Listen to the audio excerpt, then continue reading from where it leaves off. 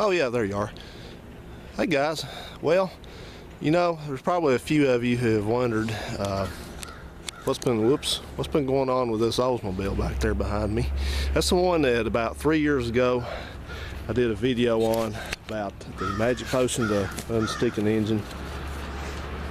So, a few of you probably wondered how that turned out. So I'll just go ahead and break the news to you right away, so there's no more suspense. So far it has not broken free, so that means we're going to have to continue on with this effort.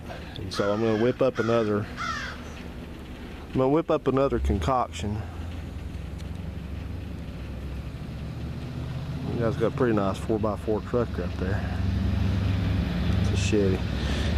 I'm going to go whip up another concoction and try a little harder at this time. I kind of, as good sound the truck, looks good too.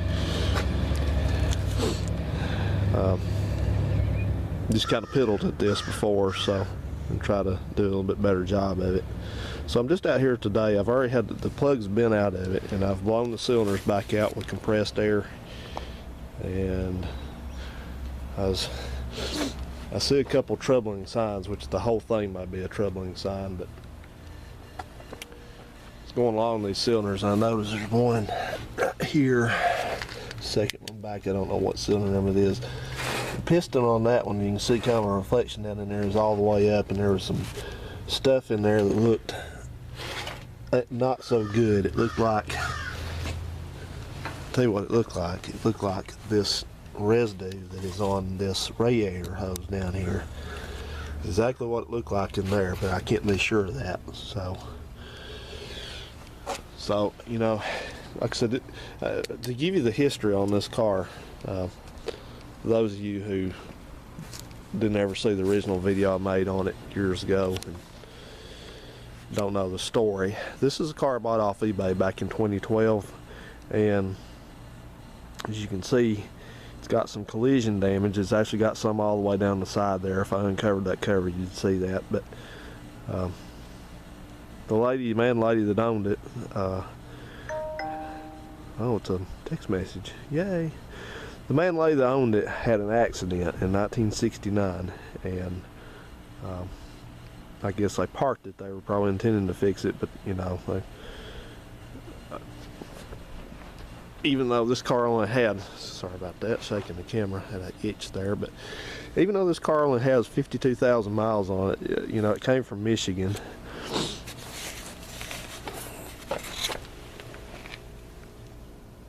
And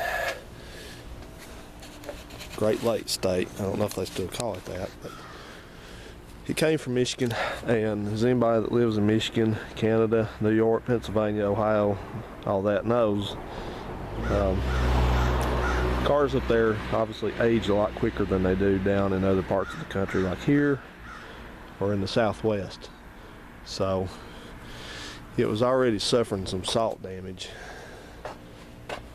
like right here. It was already eaten through, but the rest of the car is pretty solid. It's just got a lot of surface rust because I think the air up there has just got salt in it. I'll tell you, I know that sounds crazy, but the rest of the car is not bad at all. So anyway, they obviously just parked it and just got another car, and just 6 months turned into a year turned into 5 years, 5 years turned into 10, 20, 25, 30, on and on. So anyway, hang on a second, I'll be right back.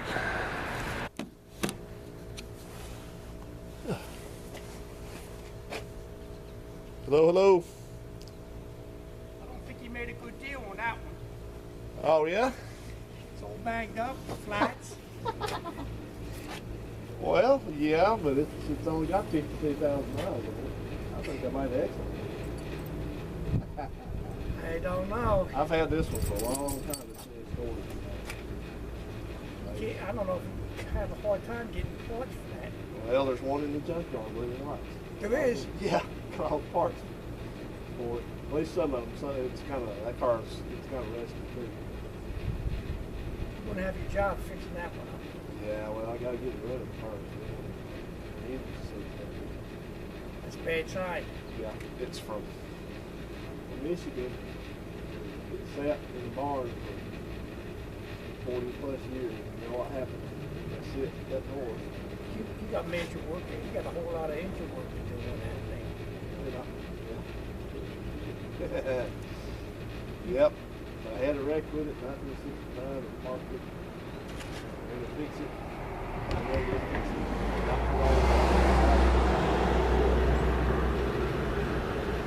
You might be better off just trying to find a replacement engine and just put a whole new engine in there. I will. I'm going to try to do that. Too dirty. That's, I'm willing to bet that the valves, rods, the pistons, It flopped pretty hard. crankshaft. It flopped it pretty hard. Yeah, you're right. So that's why I say it's probably, if you can find an engine that would fit in there and work, Yeah. you'd probably be better off.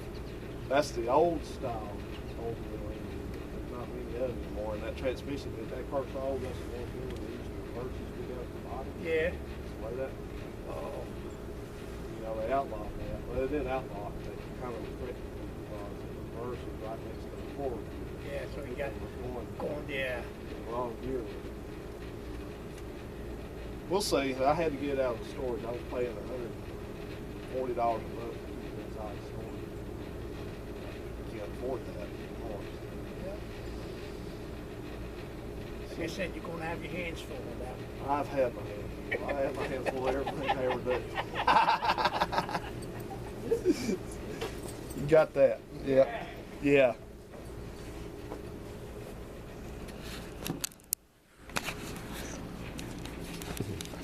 That was Mr. C next door. You know, Mr. C fell off the roof a while back. But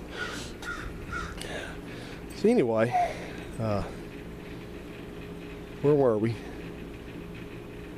40 odd years later, the engine is locked up tight. So I'm gonna try my concoction again. I'll tell you guys, I'm gonna try everything in my power. He's teasing me, but I'm gonna try everything in my power to get this engine to run because it is a time capsule. If we ever taken a real close look at this engine, but it's got, it's like it's never been touched.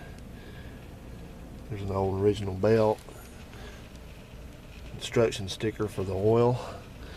Still had the tag on the carburetor, but it's kind of rotted away now. All the wiring is in its brackets and things like that. Brackets are all still here. Wires are still there. Let's see what this says here. Hop-on spark plug cable. I don't know if those are original. They could be. Clamps are all still on the hoses and just everything. That's why I'm just, man, I just hate to tear this thing apart.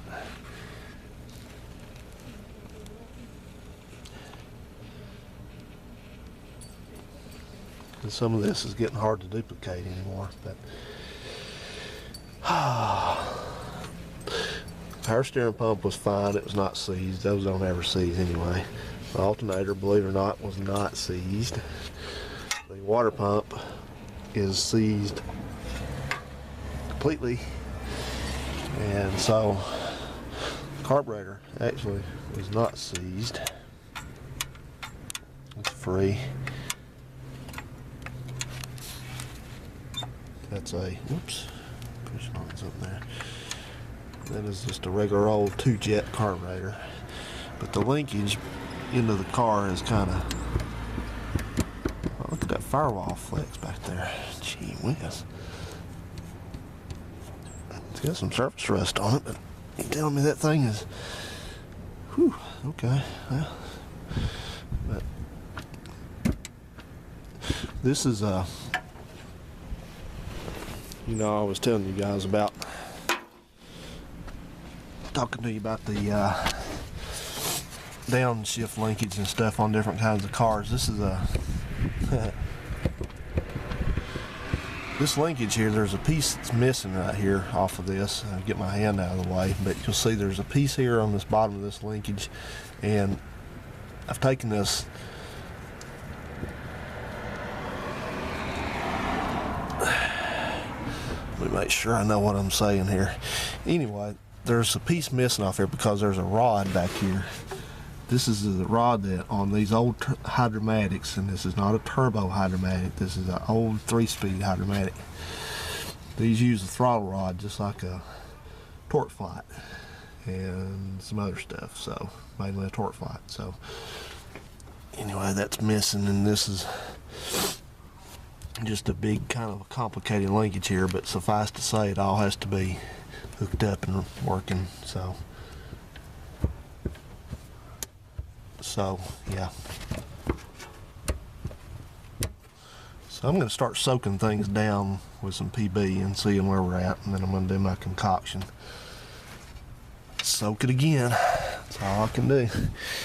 I'm going to pull that fan off so I've got more room to put my cheater bar on there. And I know people's like, well, you shouldn't really do that, but it's not good to turn it by the bounce or you could break the bolt off. But torque on that thing's, you know, it ain't light anyway. I don't think it's going to hurt anything.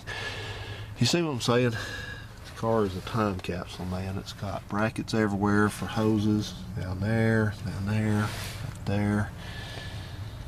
So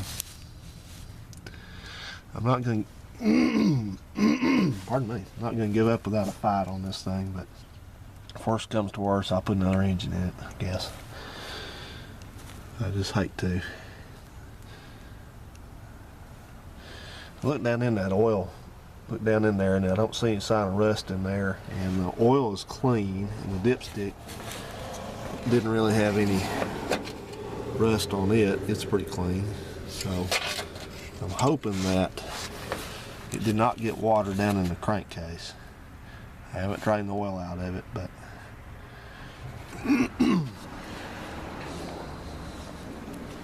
this is a breather to it, and you can see, I was wondering why this breather had so much water residue on here, and even had some inside of it, which is to be expected since this is an open kind of a air cleaner. But, well, I say it is. Well, it's not real. I said that wrong. It's not. But either way, it does, but it doesn't have any in here, so I had to think about that. I had to wonder why that it would have that, and then I had to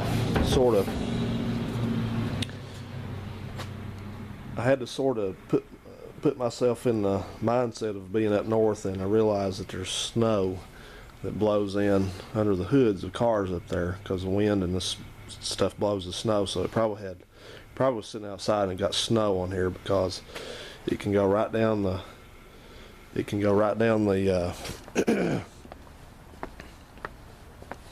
air cleaner stud. Like right there. But the carburetor being free and not seized up makes me think that's not what seized it. I think it's just seized because it's just, you know, some of the valves are open. So yeah.